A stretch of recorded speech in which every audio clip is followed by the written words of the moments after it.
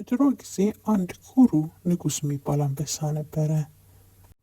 ጎፈሬውም እንደ ፀሐይ የሚያበራ ድምፁም ሲያጉረመርም የሚያስፈራ ግርማ ሞገስ ያለው አንበሳ ነበረ።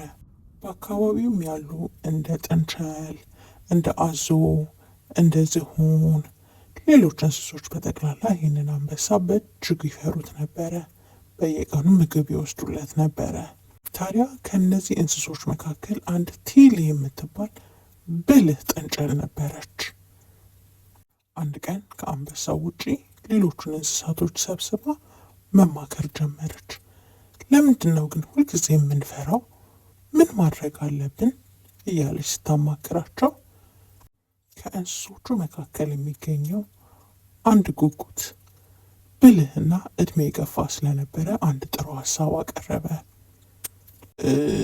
እኔ እንደሚመስለኝ ይሄንን አንበሳ ማታለል ያለብን። ቲሊም እውነት ነው፣ እኔ በዚህ ሀሳብ እስማማለሁ፣ ምን እናድርግ? ጉጉቱም እሱን እኔ ቆይ እነግርሻለሁ አለና ተማከሩ። በማግስቱም ቲሊ ወደ አንበሳው ጋር በልበ ሙሉነት ሄደች። ክቡር ሆይ እርሶን የሚበልጥ አንድ አንበሳ ወደዚህኛ ወደምንኖርበት ቦታ መጥቷል ብላ ነገረችው። ይህንንም በሰማ ጊዜ የአንበሳው ዓይኖች በንዴት ቀሉ።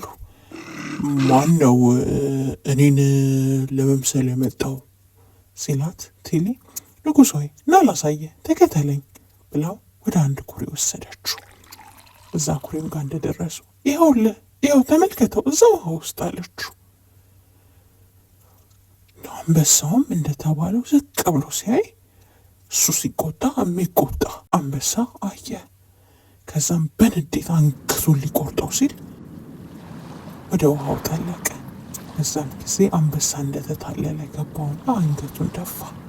እንስሶቹም አየ ከተባበረ እንደምናሸንፍ እኮ እናውቃለን፣ አንተ እኮ ሞኝ ነህ፣ ብልሃት የለህም ብለው እየዞሩ ተሳለቁበት፣ አሾፉበት። ያም ጉጉት እውነት ነው፣ እኛ ብንበረታ ብዙ ነገር እናሸንፋለን